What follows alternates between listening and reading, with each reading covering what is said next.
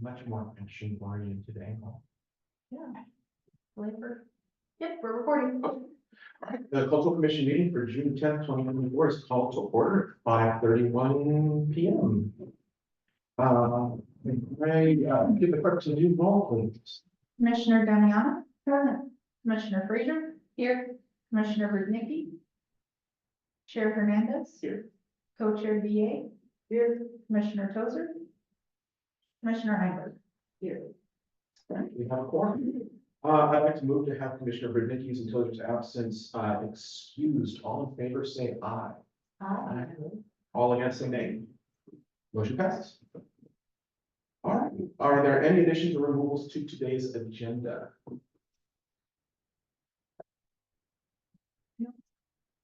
We'll go ahead and move on. Are there any staff announcements for today's?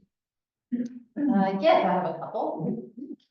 So if any of you popped in, and I know Chair Hernandez did, during Duvall days, we opened City Hall. It was actually the first time in all of these years that we opened City Hall to ask the community to come engage on questions that were pertinent. And so Director Thomas, our Community Development Director, did some comp plan work. But I took the opportunity to get feedback from you all for your biennial art plan and for planning purposes.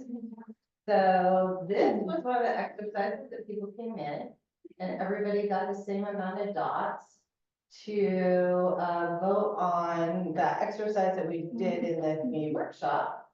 So Indigenous art by far the majority, but people really interested in murals, some mosaics, but water features was the third.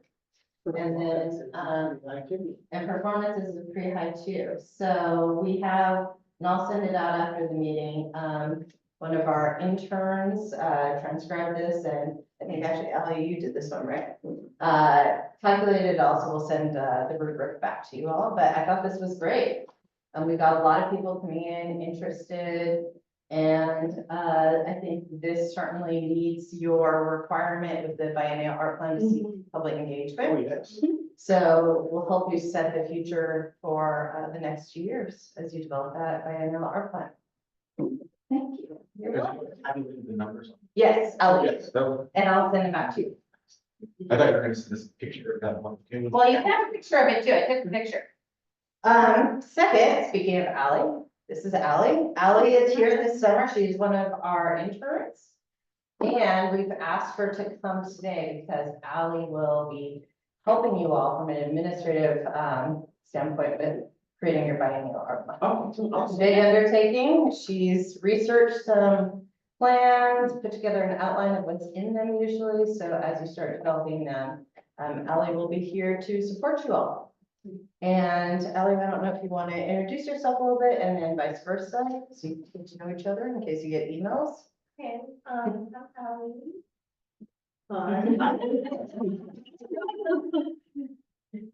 So what got you interested in local government?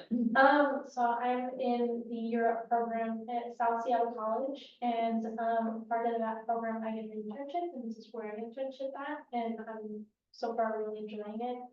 Are you from the valley? No, so I'm in Tacoma. Oh, nice. So, Yeah. Yes. So Allie's with us 2 days a week so that she does not have to drive back and forth every day. But works remotely, so you know, we'll certainly be a help to you as you start putting together the different aspects of biennial art plan. I'm Jen Hernandez, Chair of the Cultural Commission and Local Vagabond. I'm here because I'm an artist and cartoonist and a writer, among other things.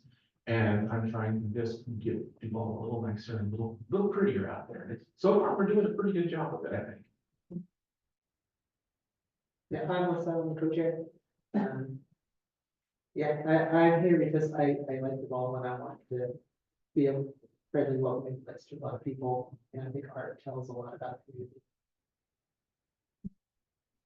I'm Brandon Damiana, and I also am an artist and writer and performer, and with an opportunity to, the opportunity to help get some more diverse voices in the Cultural Commission come up with just that. And I'm Wendy Emberg, and I am a writer, but you probably that much these days, but I'm in healthcare. And what attracted me to Duvall about 30 years ago was the artwork, and it's just only gotten better and more. Well, so I'm excited to be a part of it. And I'm Crystal Frazier, and you're probably more of a troubadour than a vagabond. Hard these days, so. I'm a local writer, you could say activist, some people would probably say loudmouth, either way. I'm putting my money, or putting my money where my mouth is by actually getting involved in local government to try. And we're both trying very hard to. The other thing we did during Duvall Days was I created these postcards with the help of city staff, and what the postcards asked, and we got quite a few responses. I'll also send you the responses on this. Got a lot of them. So this asked, vote for the theme for the mini mart, and we asked birds of the valley, veteran, hometown heroes, so some of the stuff that we took from the feedback session. Native plants, indigenous history, folklore, mythology, giraffes, LGBTQ, community in flux, others, please write in. We got the Kraken from a very local 10-year-old. I wanted to know why sports wasn't on here as an option. So we got quite a bit, and with no further delay, Commissioner Frazier, birds of the valley. I know that was of interest to you. Was the winner of the community staff.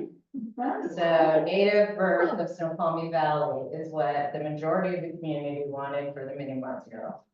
Nice, Yes. awesome.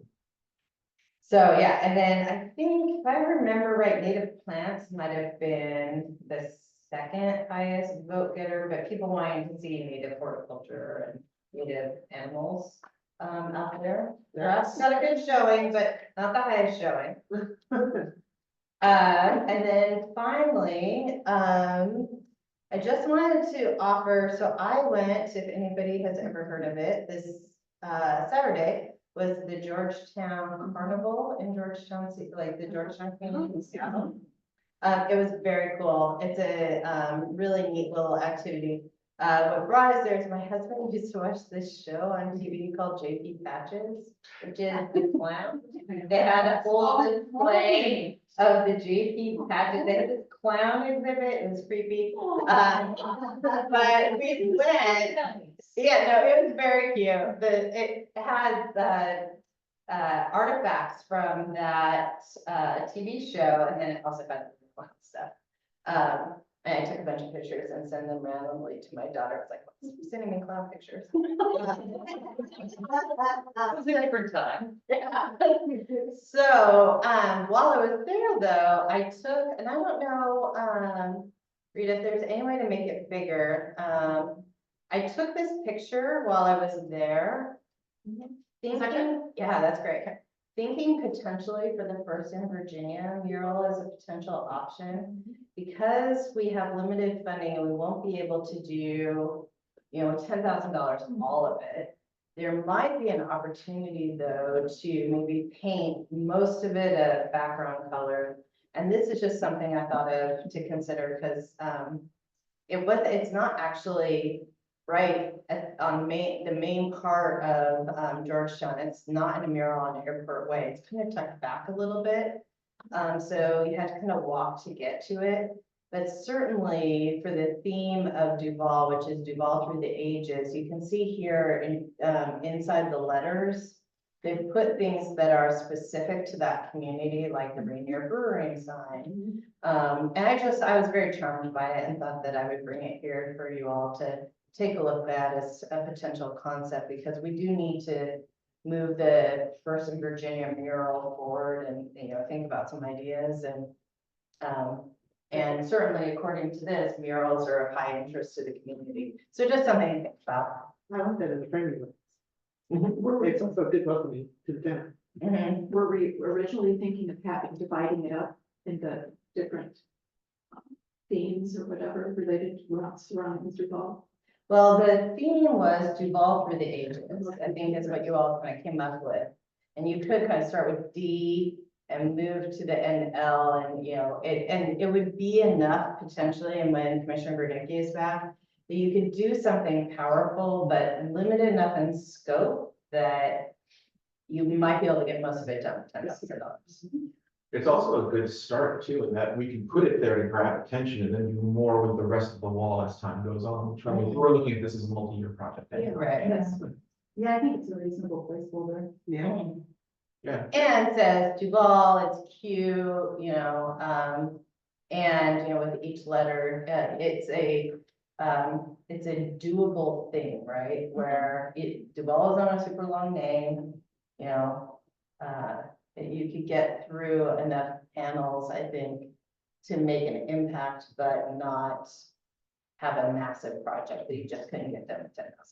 interesting with these, that the stack is kind of the binding for each of them, because it's all the same kind of style. Mhm. Wonder if we could do that in the rear. yeah, we could absolutely do that. I really like that idea. Yeah, Kind of big though. well, that's a big space up there. Yeah, Yeah. Yeah, this won't cover all of it. I think This it's totally great, will not right. cover all of it.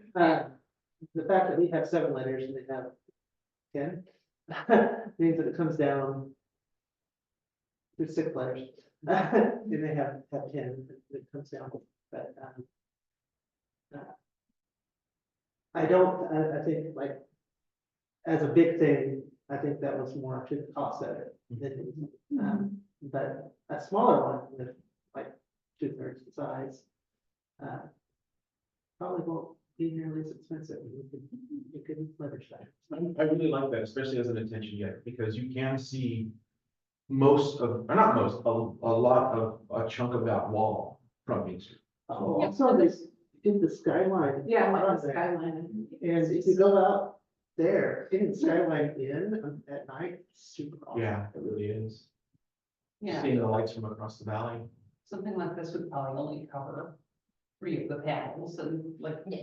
like you were saying, we could paint the rest of it a background color to hold things over for now. And this would serve as a great seed just on the corner. It's very visible. Mhm. Absolutely.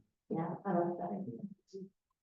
And then I took one other picture just to show you of other small murals that, and this is, it's not really a mural as much as kind of, it's more of a sign, but it's painted like a mural, but I thought it was really nice as well. And was a real nice kind of, location getter, like you're in this neighborhood. And they have historical reference to this historical symbolism of that neighborhood. That I liked that too, so I just popped a picture of that as you're walking around. Is that a giant cowboy hat? It is, there's a boot and a cowboy hat, and I was surprised to see that in this now very eclectic neighborhood. But, I don't know much about Georgetown as a neighborhood's history, but apparently they have, Western, Well, farm towns that grow up, yeah. that's what happens. As we understand. One of the things I really like is when we have those, we have the displays on North Main and the one over here on the, across the bridge. I really, really, really absolutely love those, but I didn't think about Constable wagons. I don't think we have a very big sign coming in from the south. I know there's one on Big Rock, but I don't think it's very, very big, not like these two. That would actually be really good for that. Yeah, it's pretty small, because I drive that every day. Yeah, you have on the rock, but it's not super prominent, and it certainly doesn't, some of the nice things about these signs and murals is it tells that you're entering into an artistic community. If you add more at the entry points to your cities. I think putting something like this on the south side of the town would be pretty awesome. give us a nice entrance to all of the ways to get into Duvall, and nice little, like, you are here. All the people that come down 124th down First Street and then head that way. It's also a great way for them to thank us for keeping the bridge open when everything floods. We don't really thank. So yeah, I just wanted to share these, as I kind of explore around bringing things back to this group and that was it then. Unless, Rita, do you have any staff announcements? I'm very happy with those two ideas. Very, very, especially the welcome to Duvall. My only concern is that I see that in every town. Yes. You see that in Austin, you see that here, you see that in San Antonio. But I mean, if everyone else is doing it, it's probably a good thing. So it's something to look into, just try to find a way to make it unique to us. Yeah. Yeah, I mean, you make it your own, and that's the reason why they're very interesting. Why we'll put giraffes on it. That's why. Yeah. Nothing but. Awesome. Well, there's no more staff announcements. I'd like to move that we accept the minutes for the previous two meetings as is. Is there a second? All in favor, say aye. All against, say nay. Motion passes. All right, and I don't see any public comments, so maybe we'll just move on. And go into existing business, which is the plank project.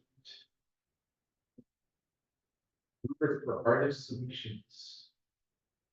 Did we get any more?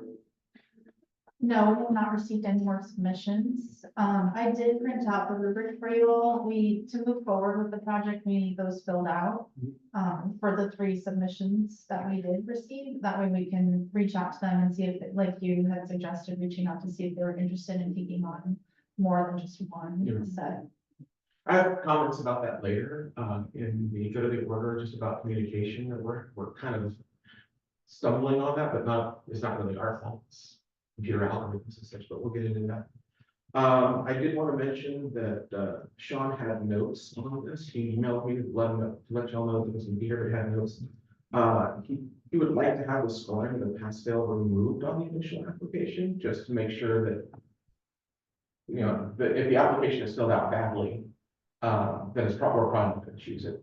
I'm actually a fan of the scoring myself. I think it's important. Mind you, we have 3 entries, which means we don't have much to say no. Yeah. But I do believe it's important for future projects that we keep the score on there. Have we had somebody last? That I don't know, and he would be the one to ask, because I believe he was in charge of the first one project. He was. We did not have a robust response to the last plank project. I think it's a very technical piece of artistry or type of artistry that, we just don't have a ton of folks in the area that can do that kind of wood carving.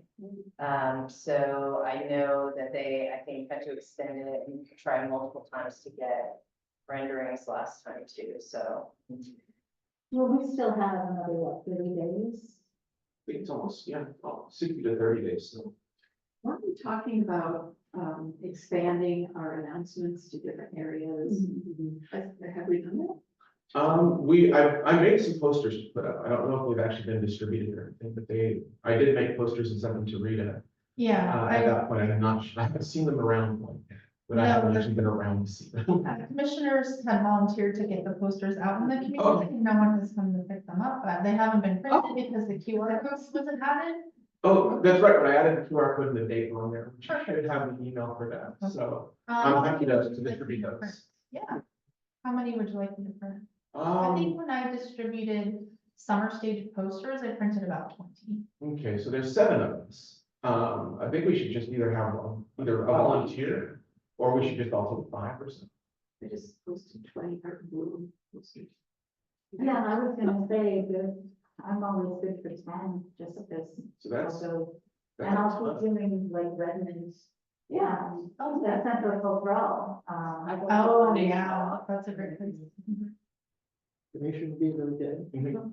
I can print like this 30 good, and then just Yeah. leave them at the front desk and you can pick them up when you're ready. Absolutely. Absolutely. I'm sorry, I didn't feel like y'all waiting on us. So. That's right. I mean, think that speaks to me. Yes. He also had mentioned that he would like to see whether any of those options on the rubric are optional or not.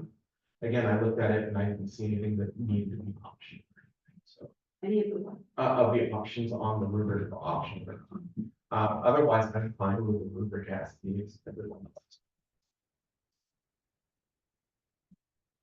Well, those putting it in can decide whether or not they're comfortable complete it, or if they can't answer any of it, and you still can vote on the quality of the proposals you get, even if you get semi-complete applications.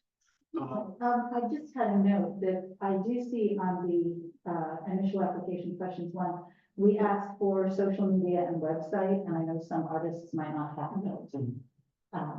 Just because they don't. So I can see we're taking that off. Right, yeah. Wouldn't necessarily, if that was there, we wouldn't necessarily downgrade them, but other than that. There's also a couple of art schools in the area, and UW, I'm sure has an art program. Might be worthwhile that. Get those out to the universities. Kids are hungry for work. Yeah. I have a. Ella, would you mind taking that as a potential to do, is to research art schools? Both youth art schools and university college art programs. So the initial application questions, pass, fail, is that pertaining to number one only? Or is it pertaining to the whole questionnaire? I mean, do they know their name and their pronouns? I believe that was just to the first one, but. That's just to the first one. That, you know, you give us enough information that we can contact you. It's kind of a pass fail. Thank you.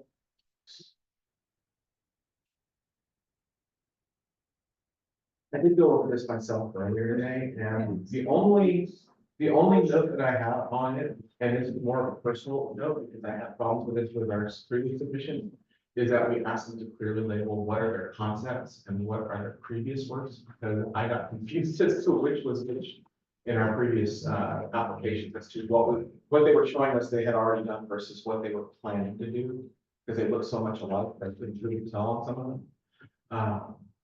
That's the only thing I would ask on there, and it's not a huge thing if it's not on there, it's just more of a matter of me just trying to remember what's in. Do we have to include all of the scoring information on the version we send out? Is that something we have to be upfront about? How they're going to Like how we're going to evaluate them? yeah, generally with kind of public funding, you have to tell, like, if you're going to have a rubric, you have to be very transparent about what that rubric is. That's good. The rubric was included, There's pass fail. yeah, the rubric was included in the application that people received, so they are aware of what, you know, the requirements are. One of our requirements is resume / prior experience. And we don't say a lot about what we're looking for on that. It's possibly we can pull that out a little more, so it doesn't seem as intimidating, because you have to create a resume for doing art. One of the challenges we have now is that, so in the future, you can change this rubric, but we started this project using this rubric, and any new applicants have to use it because you already had submittals. So you can't change midstream. Okay, Now, Can we clarify? you can clarify. That's one. Yeah. If people get questions and say, do I really have to put together a resume? I can't just list my prior experience. Ah. Yeah, but you can't change the rubric mid-project for public funding. Yeah, no, that's not what I'm asking. What I'm asking is, can we expand on this a little bit so that it is clear what we're looking for? We basically just want to make sure they can complete what they do. Yeah. What they're assigned. So, I think, building resume is such a big, It's so formal. yeah, it feels big. These guys are artists. Yeah. Well, you Why don't we just can go do to young people too? Yeah, exactly. So just my thought, I think. Well, and certainly we can take a look at this again before we do another project where we're asking for bids. So if you have comments on changing language or want to look a little different, we can note those comments and amend the form for next projects. For sure.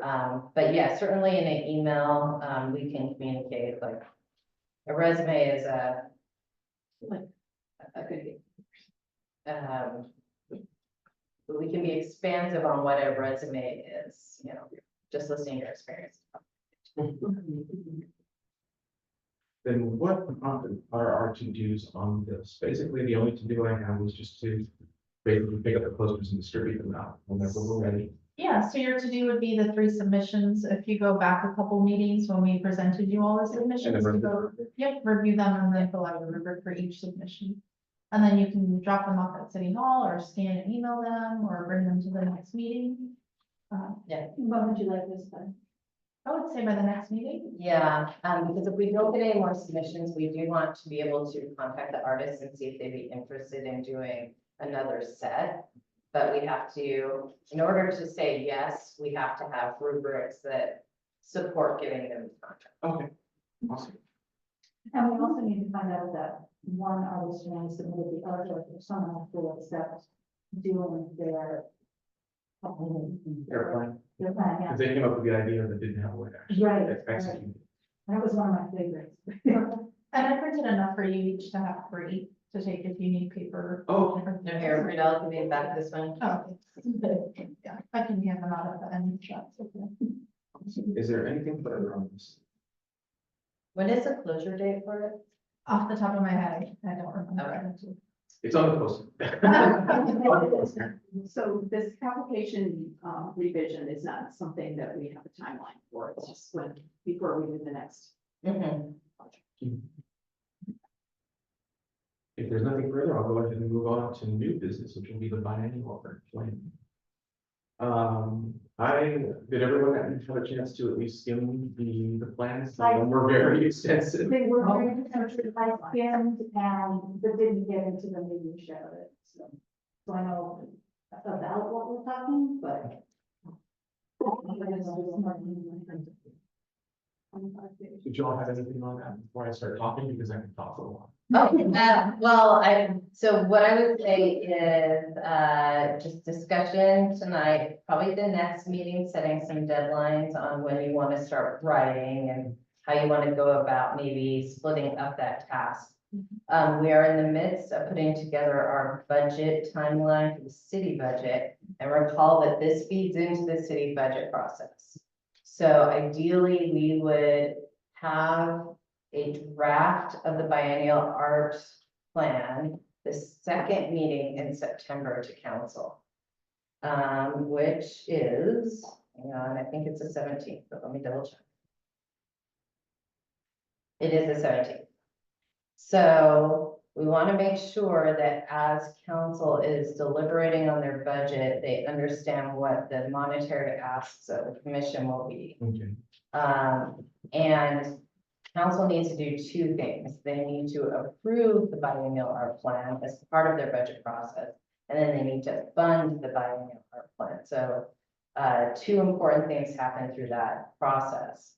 So I think the September 17th meeting puts you all early enough in front of council that you can begin those deliberations with them. It's possible that you would need to come back October 15th, a month later, to talk about any adjustments that they might have. Our goal always is to have the budget largely done by the end of November if we can, but the first week of December. So that kind of sets the window for working backwards on getting a biennial art plan drafted. We just, found some examples. These are not, they don't have to be as exhaustive or less exhaustive, but, Mountain Terrace is probably fairly close. Well, no, not close in size. But smaller community, which, Shoreline has a lot of resources, a big city staff. But hopefully it'll help kind of put together, some thoughts for you all to work from. Ally will, help in support of this and help organize. She's kind of created an outline of what they have in common. So as you start thinking about how you might want to divide up the tasks. I think we have good public comment on what the community would like to see. So that's, I think, one of the big check marks in the biennial art plan is seeking public feedback. I think we've done it. So I think you're ready to start. So that's, I think, what we have to say about it. Any discussion on the plans, so on the plans that you've seen so far? Not yet. Not yet. I went through the plans myself. I didn't actually read them all like word for word, very much a skim just to see what the gist of it was. And I took what I saw from all three of them and tried to see what I could find were there commonalities between them. And I came up with a very, very basic 3 questions of what we should look at and what we want in our art to be, which is, who are we, what do we want, and where are we going? I'm very big on what I call light codes, getting information from the past to inform the present and expand out to our possibilities in the future. The huge community feedback we got from Duvall days, I love that we got so much from that. That was amazing. I'm very happy we did that. That was great. And thank you for doing it, because wow. It was a lot of fun. Yeah. I even got involved and started writing some stuff on what a small town is. It's a good start on the where are we going and who we are. Especially there was one question specifically, what does small town life mean to you? Mhm. And I think that's something that we should also consider from that day. That we can use the past to inspire the art that we want to see in the future, mainly to maintain the character of the town. That is one of my big things, is that growth is great. I love growth. Growth is amazing. But in the years that I've had of looking at small towns, I'm originally from the Texas Hill Country, which is dotted with these small towns with a huge amount of culture. And as Austin and San Antonio got bigger, they got bigger as well, and their struggles to keep their identities in this growth. And that's something that I think that we should look at, is figure out who we are and what we want, and use that to inform our art. We shouldn't be stuck in the past, because the second thing is, what do we want in the future? But I think that's actually a really good idea, to try and make that one of our points, is find what our identity is and showcase it, not keep it, but showcase what we are. And that may inform the future. Basically creating broad strokes right now, just to figure out what we want to make before we start filling things in. From there, we can create the individual subdivisions that you can see in some of the art plans, divide that who we are, what we want, what do we want, who are we, and what we want in the future, divide those out into subsections and start filling those in as well, to tighten up ideas in progress. This is not something we're going to do by the next week. This is something we're going to talk about for a while. And see the list of projects that we got from City Council. See if we can adapt any of those to our ideas and to our plans, simply because their City Council is likely going to approve plans that they've already given us to work on. And doing that and making that part of our biennial, I even believe some of them we still have a few that are still funded or still have funding this year. I know the Plank project is funded, but I'm not sure about the others. So Plank project is funded, and we have, in the fall, Public Works will work on the putting the planks, the old planks, up in Depot Park. Director Lanishevsky and I went and looked at a location for those, and they're going to try to do a rotating pedestal if they can. Oh, nice. Yeah, it should be pretty cool. Hopefully in the fall they'll have time to kind of design them. Mini Mart is not funded, but I am meeting with the Economic Development Subcommittee of City Council on June 28th. We have some money left over. I'm going to ask that that be listed on one of the projects. Although we still have.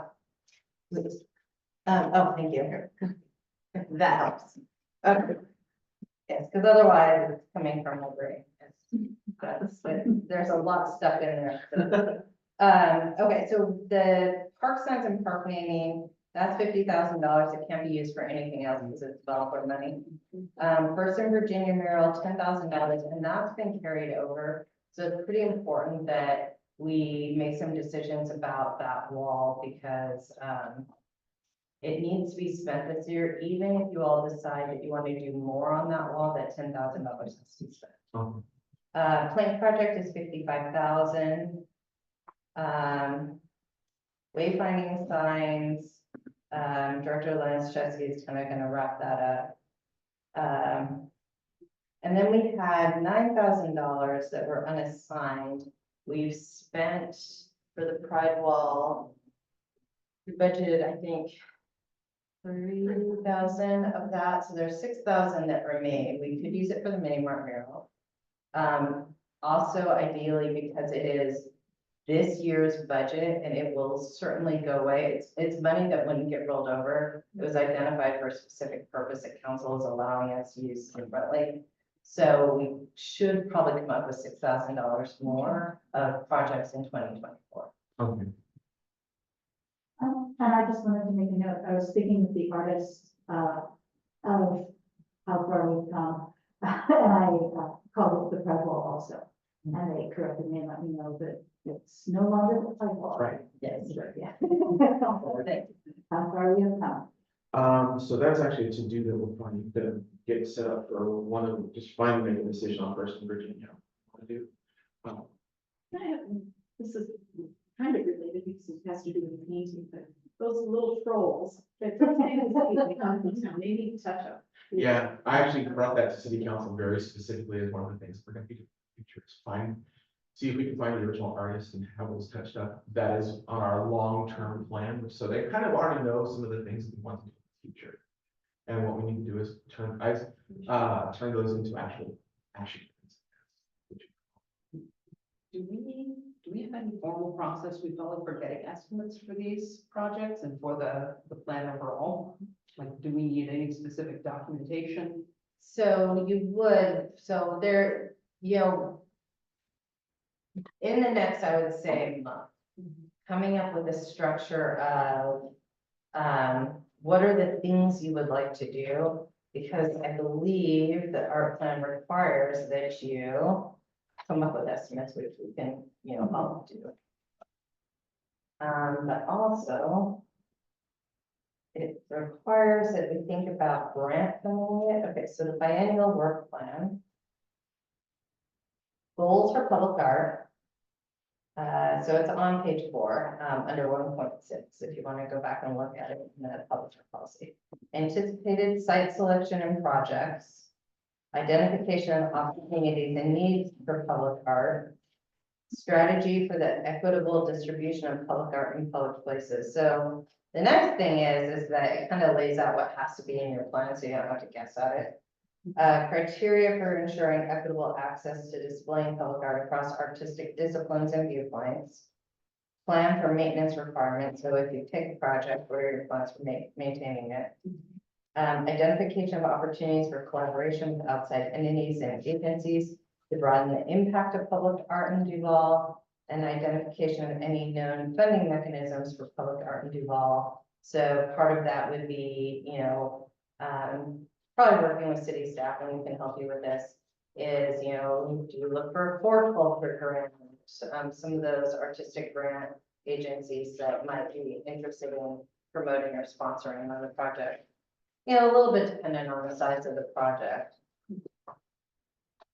I can tell you there's a high interest in water features, which would really, the space for it is McCormick Park. It's a very expensive undertaking.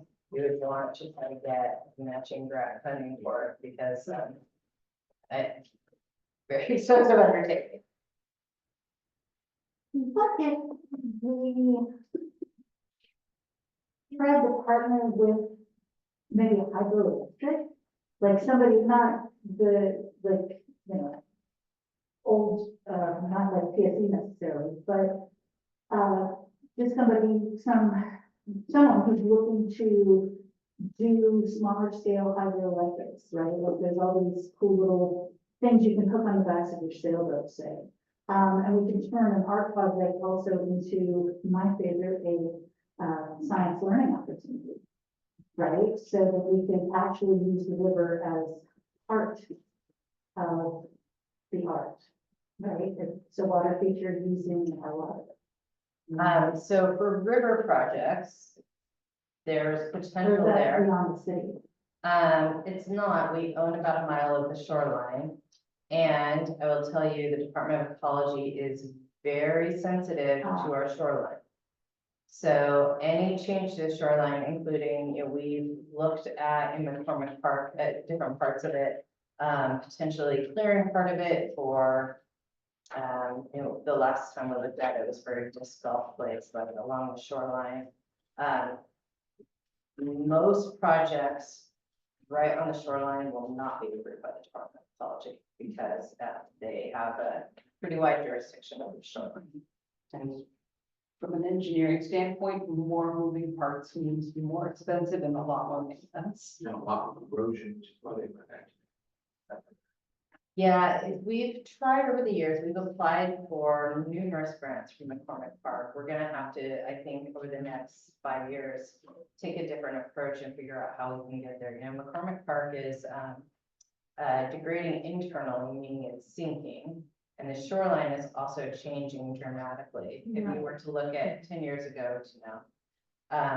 King County and the Department of Ecology have a viewpoint on our shoreline, which is nature takes its course. And we have not been approved for grants that are intended to buttress our shoreline because we don't have homes there. And they're native plants, native animals, the river will take its course. So, things right on the shoreline will be hard. I'm not saying impossible, I'm saying challenging with the shoreline. Okay, no, that's actually good to know. Yeah. And also looking at the current park, I mean, sometimes it's flooded, so. Yeah, I mean, we're gonna need to do some serious engineering work. McCormick Park, we own a lot of land as a city out there. We've only, cut in a small portion of what the city owns. And it's a big project with a wonderful rate of return if we can figure out what that project is down there. But it's highly expensive. I mean, talking at least $1 million to work on from that part. But with the right, private investors, right? Yeah. Partnership. right? Any further? How about, is there a time for cultures for applying for grants and getting them? I know the DFA we just got approved for a grant, but I didn't, that was like a month ago. Yeah, Culture has a grant opening window.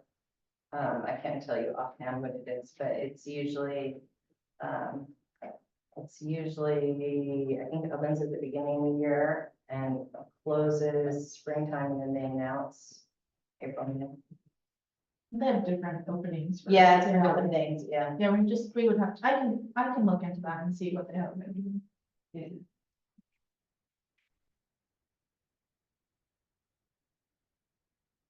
So for the to-dos that I kind of have for this would be for us to go over the plans and decide what we want to do with them, categorize them into preferably the who we are, what we want, what we where we're going, who we are kind of decision or categories. Just basically we want broad strokes, given everything that we talked about here, with like even ideas on McCormick Park, although again, they're probably not going to be approved by the ecology, but anything goes right now, just to actually get projects that we can start working. I think that would be a great idea to get started, and then we start narrowing and whittling them down to specific categories. I Sound good? like it, yeah, I also think that, as we're coming up with the plan, will we include I think we've been tasked with coming up with a list of all of the city-owned art. Anyway, should we include that with the plan, or is that, because what are we gonna do with things, right? Like, Yeah, We're gonna put it up in that first list, Cynthia. yeah, I think it is. is that an appendix? I don't think that was actually something that city council gave us. I think that was something that we came up with because that was one of my very specific project plans to find all the art that we own in this commission. Yeah, so one of the things that city council asked for, but it's not written anywhere, is a catalog, although I want to say somewhere, and let me double check. 'Cause I remember I went through months of trying to do the public art plan. I think there is a requirement somewhere on.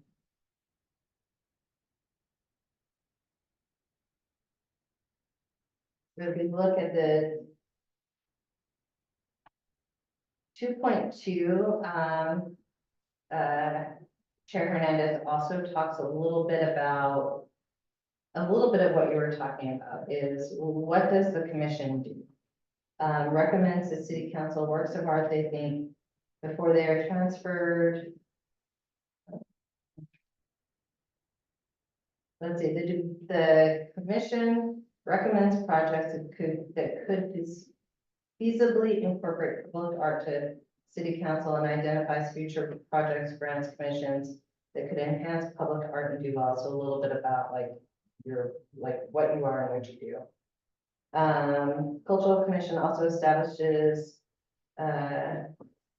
programmaticals, policies, guidelines as they pertain to artwork acquired on behalf of the city, as well as reviews, the clean, repair, and rural care of artwork.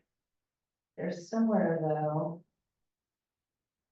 that talks about making a list of all the art in the city.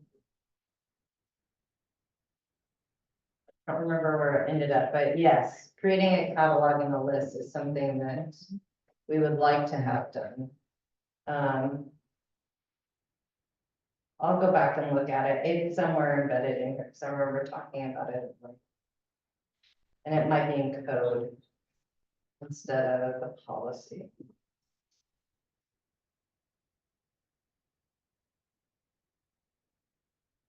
Is there anything about partnering with the community or involving the community in the execution, design? So if you look again at your public art policy. 1.5 talks about community input. And says, community input on public art projects is part of the overall conceptual design development and is an essential element of this policy. The Cultural Commission is encouraged to seek community input and information sharing in as broad a manner as possible, including the following ways: open public meetings, homeowners association, review of plans, history of public art plans, meetings, surveys or interviews, hosted or facilitated internet discussions, events such as public meetings, forums, or design workshops and cultural events and gatherings. And also, I believe in under the criteria, there's a little bit of that too. So when you look at aesthetic quality, does it have artistic merit? It's a work relevant to the cities, its value, its culture and people. Does it contribute to the fabric of the city? Is it appropriate for the community it serves? Does it have enduring value? So yeah, kind of that public,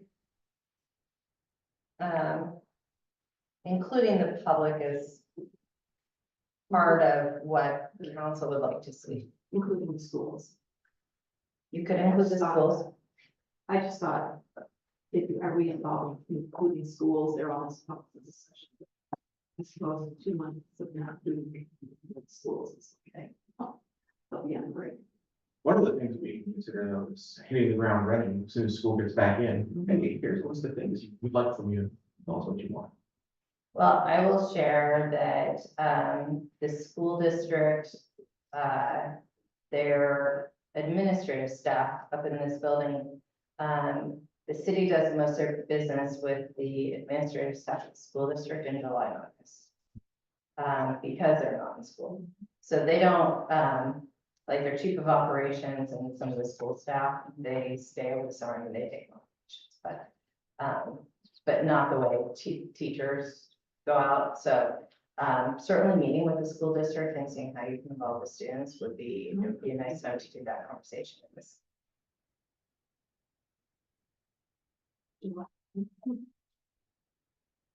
Well, consider volunteers or a point person.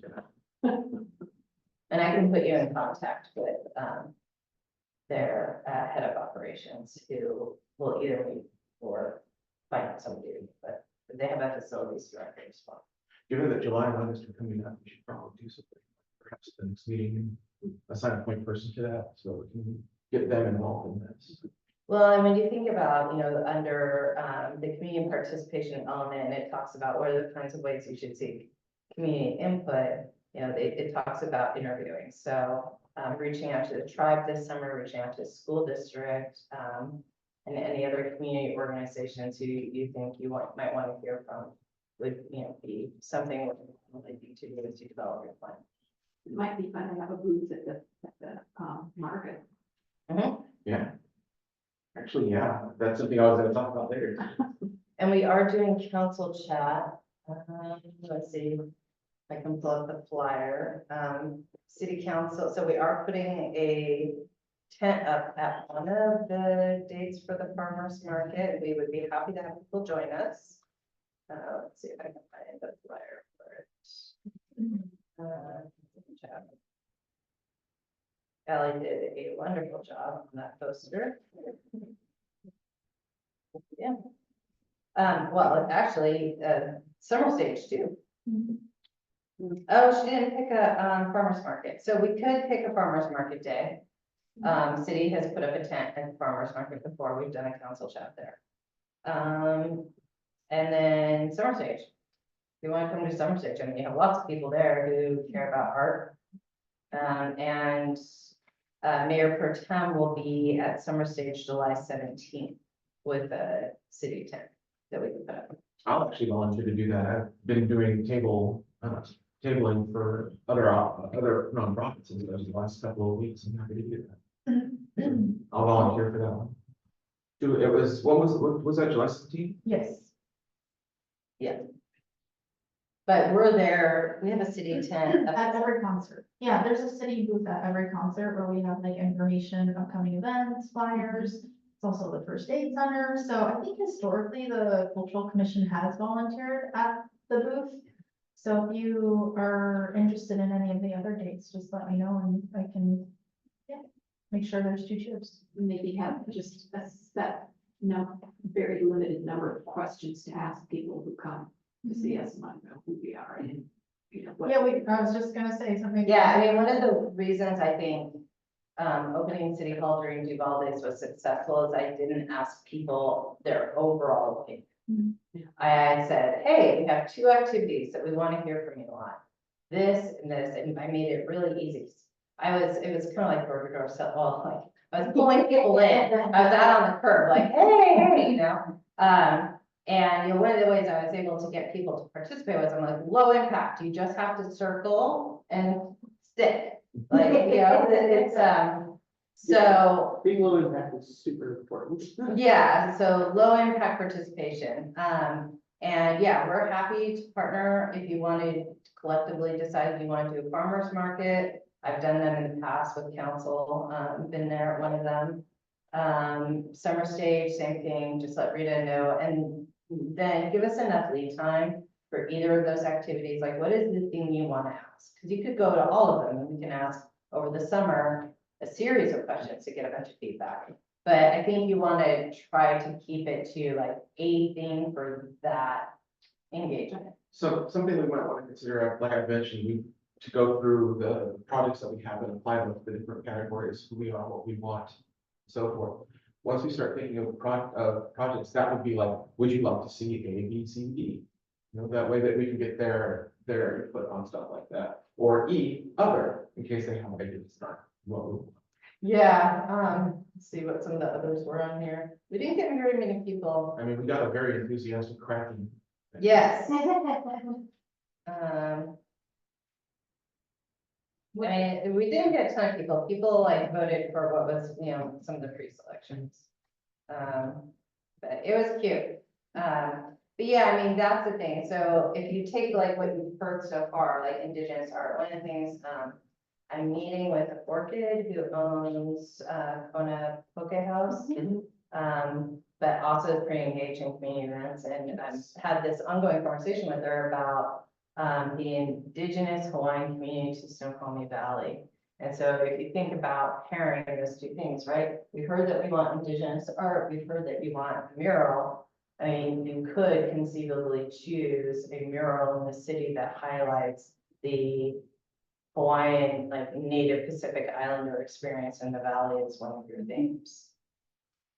How about the other ethnicities too? Yeah, I mean, that's an example of, Yeah. Well, and I think too, when we ask who are we have a really good opportunity to kind of frame the narrative and not necessarily censor the almost schizophrenic nature of some of our more polarized citizens, but really think about, who are we on a really good days? Yeah. Who are we when we're dressed up nice and opening our homes to guests? and I can pull the community development, thing that they did during Duvall days, which was, tell us what a small town feels like to you. There were some very, lovely things, actually, they're in front of City Hall right now, if you want to take a picture of them. And they left them on the window. The Have you written in anyone? the community development one, I think they did tabulate them, and I can get that for you, but Yes. some of the write-ins here. Sculpture by local people. Local artist sculpture, Starry Night. This is a project where you could partner actually with someone else. There is a large interest in, the community on being a night sky city. And so pairing that with some kind of art that represents the night sky in Duvall would be, a good idea. What does that mean? Nice. Yeah, I want to do that too. Night sky, from what I understand, because I've worked with that in San Antonio, night sky is basically a low light level in the city. So at night, because we close up so much and we don't have a lot of light, we can see the stars. The fact that I could see the aurora from my backyard was actually something that apparently Duvall Incarnation would be one of the few places that could actually do that without having to go out in the country because our light levels are so low. Well, and we have the Friday night stargazing series now, and so kind of thinking about the elements that are in the public art policy, what does council want to see? A mural of, Starry Night where you're partnering with, it's the Seattle. Seattle Astronomical Society. Yeah, I mean, those are the kind of partnerships that one, get grants, and two, are specific to Duvall. We need to get those. Pictures from the Aurora Borealis from the front yard. Yeah, we did a bunch. It was amazing. Yeah. I mean, we're certainly lower light than Seattle, but it's, I'm not like 100% agree that it's like super low light. Oh, yeah, I live close enough to Big Rock Park, but it's probably great. And we also have greenhouses sometimes, but there are people that come to. Yeah. Well, and you can apply, it's the actual certification, it's like being, what they call a bee city, Oh. that you have enough pollinating, flowers in your community, you apply to whatever accrediting organization it is that does that. I know Sammamish is a certified bee city.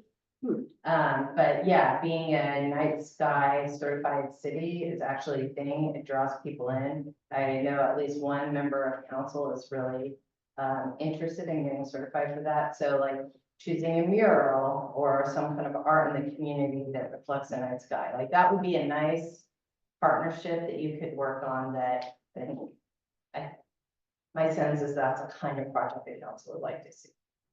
Well, I'll tell you, I feel like being in the city, I grew up in the country. Being in the city, it's it's kind of, it feels separated. And I think, I'm not sure kids that grow up in the city actually are as married to the sky as they should be, because it's amazing. Yeah. So I'm all for that, I just want to make sure that we're actually, okay to do. That's something we can look into, absolutely. Yeah. My only caveat on that, and I don't know if that would apply here, is that I did work with a night sky organization in Texas, and that actually came with almost like zoning restrictions at that point, where places had to shut down their lights at certain points, and I don't know if that's the same here, that's something we also need to. Well, Oxbow, is also a partner that we could look at doing Yes. some stuff, because they do a night sky event a couple of times in the summer. Where it's like a wine event, it's quite nice. The tickets sell out really fast. Is it camping? No, you go out and bring your blankets and a glass of wine, and you get midnight and you look at the sky, and then they collect it all from you, it's lovely. Yeah. The word, that's where the value is at. So as you kind of get into the biennial art plan, seek us out, we're here to support you. And not to sound ominous, but clock is ticking. It'd be helpful for me to get all of these potential projects and timeline in order, because it just seems like we've got so many different little bands. Yeah, I'm visual. Yeah, They haven't got me a lot, but at this point, we've got like 6 weeks-ish to get There's something only together. 3 meetings. Yeah. So, Yeah, Is it and- even, do you have holidays? yeah, and the challenge here is gonna be, and it's going to be tight for these 3 months, it's working simultaneously on getting the stuff that's already planned done and creating your biennial art plan. This is the tightest it's going to be. Because once you get this approved by council, it's a 2-year plan, you'll have time to work on it. It's just standing up this new commission, getting work that, the work that was put in front of you in February had been in a biennial plan, or had been in this biennial budget since January of 23. And so we're trying to cram a bunch of work into, a few short months, unfortunately. Could we schedule another meeting or two? I know you have to vote on it, but I'd be fine with that if everyone else is fine. yeah. it just The feels downside is what our schedules allow, our personal schedules allow for. I'm fine with that, it's ever.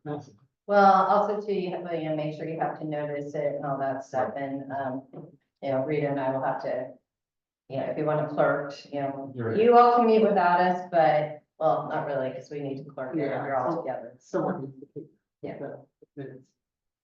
So the two things are the biennial art plan, and what was the other, spaced out, we're focusing on in the next 6 weeks. The mural. So for what I've got here is that we're focusing on the first in Virginia mural that has to get done before the end of the year. And finding out what other projects that we had on our list, that Excel list, and applying them to what will be the future biennial plan. Those plans are already made, they're not plans are already made, but those ideas are already out there, and that will actually cut down the number of ideas we have to come up with for the rest of that biennial plan. And also voting on part. Oh, yes, we have to go on that as well. Yeah, so you have time, so you have $6,000 that has to be spent this year.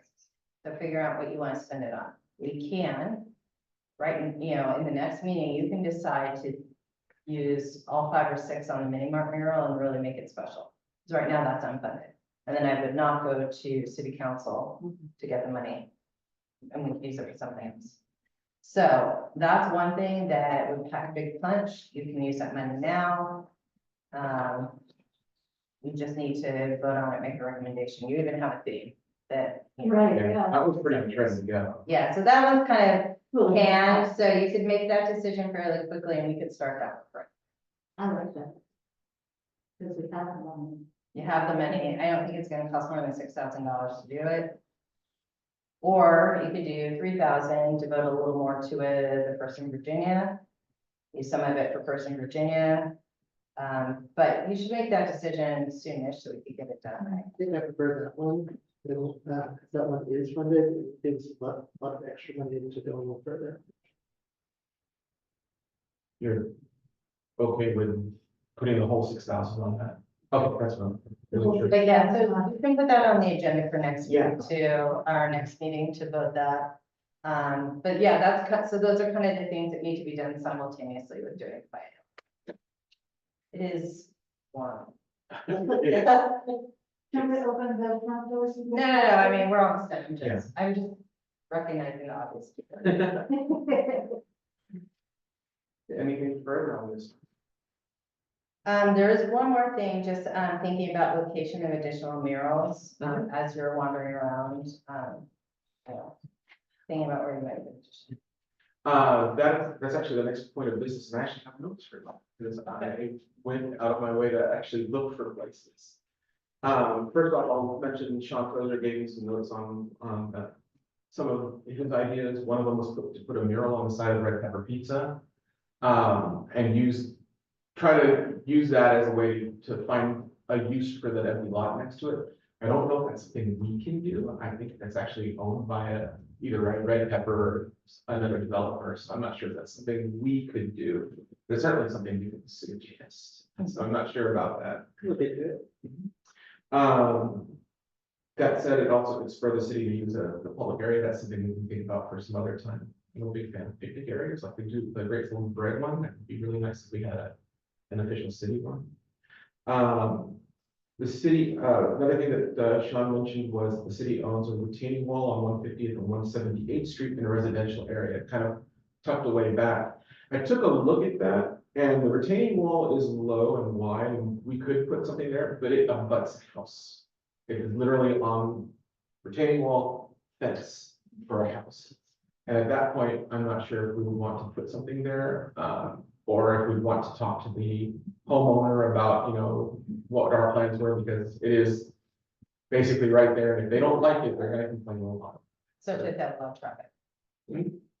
They have a lot of traffic. Yeah, they have a lot In of the neighborhood. So that's something that we might want to consider on that.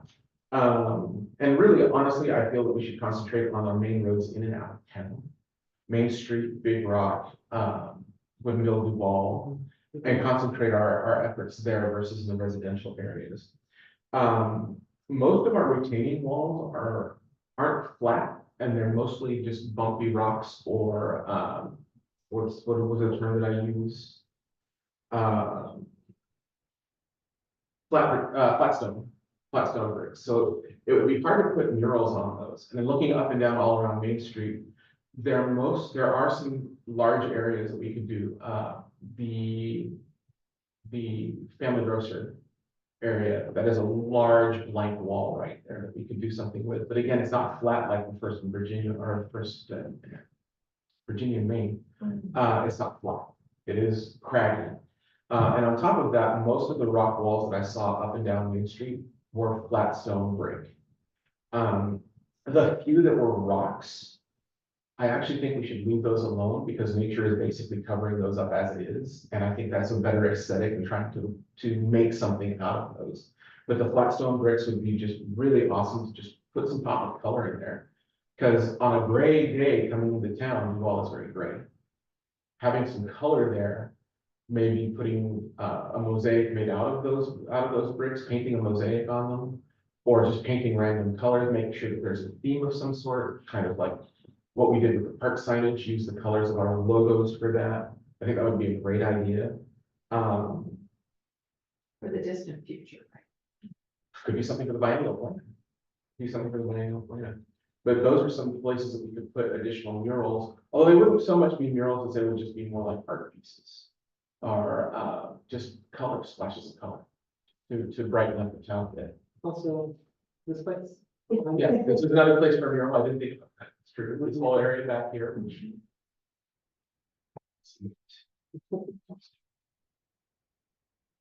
That's something that we can think about for our biennial plan, put up more murals, because the public wants them and we have a lot of spaces for them. Well, and do we have any places that would be suitable for pocket parks? I also saw water features around there. It'd be so nice just to have some splashy little fountains that are interesting. Specifically, it's this courtyard. I didn't even know it was there. Oh, right here. Yeah, Oh, Yeah. yeah, it's so courtyard. Yeah. Really cool place for a water feature. Mhm. Yeah, cleaning this up right here. Mhm. It's a really pretty little courtyard. I didn't see it used. Is there a limit on that? Is that, I know that this building here has a limit on what uses we could put for that. Does that include the courtyard? It doesn't, it just includes inside. Inside, okay. Actually, I'm a big fan. There are a lot of little pocket parks in Duvall, like up there.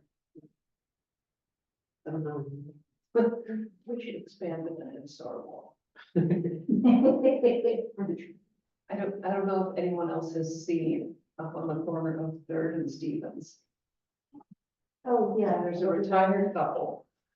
And their, I guess, grandson has just a million dinosaur toys that he lines up on the retaining wall on their property. It is the cutest thing every time we walk by. Yeah. It'd be wonderful to have something like that, like extended in the community, even if it's just to the retaining wall there along Third. I like those, because they're like little fairy parts. Right? Well, and we do have quite a few little pocket parks that we maintain and we have throughout the city that, you know, could potentially get, you know, some treatments or something. You know, we have a concession stand at Big Rock. You know, certainly if you want to like a draft mural, that might be a fun place. The depot, you know, I think most of the community would want that to be a historic, like train something, but, kind of thinking about the stuff that the city owns, you could easily put a depot on where you wouldn't have to ask for private property, visitor center. Courtyard downstairs, and then there are a bunch of stairwells, and I should have taken a picture of it. In Issaquah, the stairwells that connect communities, they've started doing murals along the stairs as you walk up and down them. And then developers, particularly in Toll Brothers, there's a couple stairs that are sitting on. But yeah, that's probably also something as you think about creating a biennial art plan, like where you might put additional mural treatments throughout the city. Which is stairs by the library. Stairs by the library, there's these stairs right here that go down to the courtyard. Very good, that stairs on 275th. Oh, out of Toll Brothers onto the road, yeah. I think that's actually a really great idea. Anything further on this? So I guess our to-dos would be to locate areas that we can start putting stuff up. And start making that part of our planning, what we want to see there. Putting something up on Depot Park. If I know someone who is a rail fan, who enjoys railroads and stuff, so that getting in touch with them to see what they would like, something like that. People that we know who would be into like Big Rock athletics, do we know someone who's into athletics, and see what they want, and so on and so forth. Try to find a defining feature for those areas and see if we can find people who are interested in that and what they want to see. I'm thinking about other city work that isn't quite fully baked, but thinking about what you, if you had park space, what you might want to do with it in terms of embedding art would, I think, be kind of most fun. That's it. And maybe we could partner with the Northwest Railway Museum. Just for Depot Park, because one of the things I noticed and love about it is that one of the overhead arches has like old rails as part of it, but they have all kinds of cute stuff and maybe a little more funding. Is that the one in Cedar Wood? No, it's in North Bend and Schnitzel. Oh, that one. Is that too, yeah, but they have trains.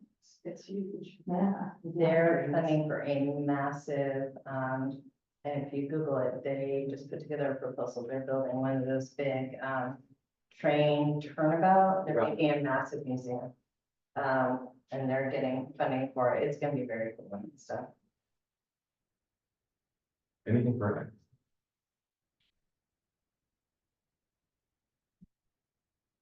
Move on to the last bit, which is a bit of the order. I have some notes for that. If anyone else has any bit of words. Can I just get some clarification before we move on?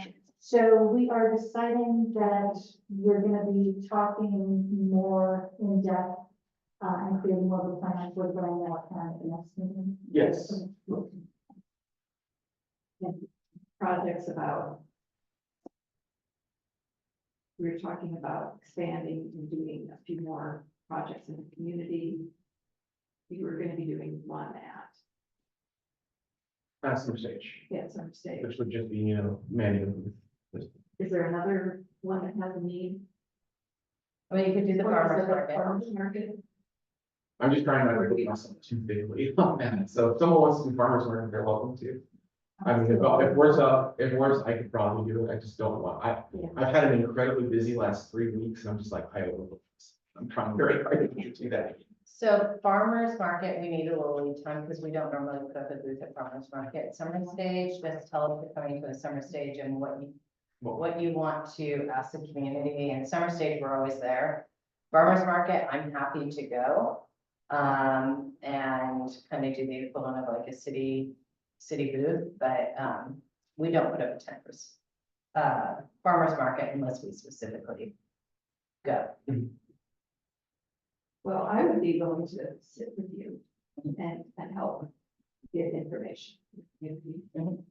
Yeah, just tell me which one you want to do, and if I'm here most of the summer, I have a vacation in July, but otherwise, yeah, I'm happy to do that. I would also suggest that since a lot of us are going to be doing things on our own, that we make sure that with communication with the staff is, they know what we're doing, because we're going to be doing this off of meeting time. Assuming, you know, I found a great wall on third and so and so, I found a thing here, Yeah. just so that we can have that communication stuff going. And I can at the next meeting try to put together a visual representation of all of the ideas that I'm like, what about this? What about that? I will organize my thoughts in some meaningful way and give them to you as a sheet. Yes. Next week, or next meeting. Start thinking of concepts. Rita, you had your hands. Yes, so you had asked when the deadline is, the new extension, so you voted on the April 22nd meeting, so that would put us at June 21st for the new deadline for the plane project. And then just, FYI, the stargazing event is June 14th, this Friday at 10:30, and it goes to midnight, and that's at Big Rock. So if you're interested in going, it's really cool. Awesome. And I need to get those posters out. So I have to stop by City Hall to pick up a proclamation anyway, so I'll pick up some posters. We Um, put some of those posters in the farm. Yes, have those available for the farmers, like the next farmers. I can have the posters ready by 11 a.m. Like 12. Awesome. They'll be printed and I'll just, you can either, my cell phone number is in my signature line, so you can text me or just call or email, let me know you're gonna stop by and I'll make sure that they're ready. Where are you, Rita? I'm at City Hall, downstairs. We can leave them though up at the desk. Yeah. When is the next farmers market? Thursday. Thursday. Would you be able to be able to do Thursday? Is that- I'm not sure if we need to check in to see if they have booth space for us. Yeah. They've been pretty full, so I'd like to check Yeah, in. we with need them a little first. bit of lead time with them too. Okay, the only problem with that would be the next farmers market meeting is June 20th, which means the deadline would be the next day. That's my only concern. Oh, I mean, I can reach out to the farm. I'm in Oh. communication with the farmers market board, so I can reach out to them and let them know that we're interested in having a booth Okay, Yeah. cool. and see what their availability is. Awesome. And then I can let you all know. And maybe not every Thursday. maybe. No, yeah. Awesome. Anything further? So just some quick notes about the good of the order. I wanted to bring up Duvall Days. I went to it and used that as a way to reach out to some of the local organizations, see what they had any ideas for us, or we could get involved with them. And our main response from them was, "Oh, you're back." They didn't know we existed. That along with like the low turnout for the open house, the problem seems to be that people just don't know we're back. And it's not, I don't think it's on us. I think basically our main form of communication has been digital through Facebook and such. And because we've been so inactive for so long, the algorithm on that is not feeding us stuff. Let's say not just digital, but also in the. Water bill, the utility bill. The water bill, people get their water bill and they're looking at the bill and everything else they just kind of toss, but those are our main communication forms right now. Also talking with some of the people around, there is a mindset amongst a lot of the older artists that they don't look for us, they want us to go to them. And that really came, there was an online artist that I talked with quite a bit, who didn't, when the plant project came up, didn't know it was there and thought that we didn't want them because we had contact with them. So one of the things that we might want to look at in the future, we do have this, the putting out the call for artists, but see if we can find a way to hybrid that with invitational, so that we can look at the old artists that we've worked with before and know that they can get the job done, and specifically say, hey, here's your copy of the call for artists. That way that they know that that's there. I don't know how we would do that or if it could be done. That's something that we could do to get more engagement from the local artists from them, because they'll tell people and they'll tell people they have contacts that we don't have. Or, yeah, we just need to get the word out, Mhm. whether it's posters or booths at farmers market. We should also look at alternative communication channels. We do have the Cultural Commission Facebook page, which has been dormant all this time. I didn't even know we had it. It's like the Google search for one of our agendas and it popped up and I was like, wait, we've got a Facebook page. That's one of the ways we can go because some of the artists are looking at that for stuff. We have Valley 104.9 Sunday mornings on magazine shows, and that's specific to our area. We could go on there. I remember you mentioned it, that was a channel that you were considering going into. It was 104.9. We can do stuff like that. There's the local Snoqualmie Valley. Oh, yes. We did add the call for artists. We did send it into Valley 104.9 when we did Oh, nice. the, yeah, so it was issued to them, yeah. I have to admit, I only listen to that at night because they play the cool music at night, so I didn't catch that. But yeah, 104.9, that's great that we're contacting them because they're completely local. Mhm. We can hear, and the Snoqualmie Valley newspapers, which I know that they occasionally get, or I don't know if they get all of our press releases, but they do occasionally publish them. Yeah, we usually send them to them, Okay. but yeah, whether they publish it. So we've already done most of the alternate channels. There's just a few that we just need to let people know we're here and we're ready. And going around Duvall days and talking specifically with the Historical Society, talking specifically with some of the other groups and saying, and I keep forgetting, and this is terrible of me to do that. I forgot which one Elizabeth Hill is. It's DFA. She's DFA, DFA. She is very, very, very, very interested in getting us. And I know you are too, so that's why you're here. Getting involved in that. So we should start reaching out to the different organizations and such versus waiting for them to come to us. Or at the best, invite them to come to us. Or you can do the next EFA meeting, which is tomorrow night. Again, I'm a little worried about overbooking myself because I've got physical therapy tomorrow, but I'm not against that if someone else wants to go.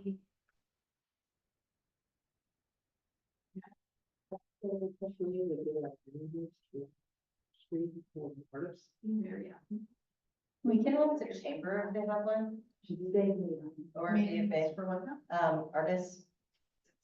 You can also reach out to DFA and see if they have one. Yeah. Also, I think if we still have addresses and such for people who we worked with, like say, excuse me, in the last 5 years. I don't know if that would be too much, And we can try to curate it from city records. I'll see what we can if do. it's possible. Yeah.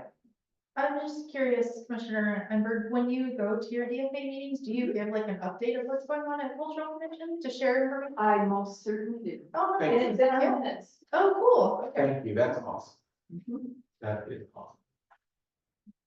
And I'm starting to get involved with the Historical Society, so I should probably start doing that as well.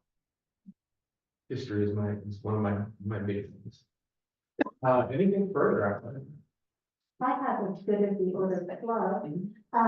Thursday evening, this Thursday, there is the artist reception at the Centro Cultural Mexicano in Redmond, where I have my new Dragon Girl story on display. My son has some of his artwork and other Valley artists. There also, the show is open every day through June until, from like noon to 5, I think. And it's free, but if you come on Thursday, there will be music and food. Right? Did you, sorry. Oh, okay. If there's nothing for, or is there anything further? I was just gonna say, I couldn't believe how many Latino horsemen were at the parade. 60 horses. It's the biggest it's ever been. Yes. I saw the ballet Folklore there, which just made my heart flutter, because my cousin is in that, the one where they're dancing with the Jalisco dresses.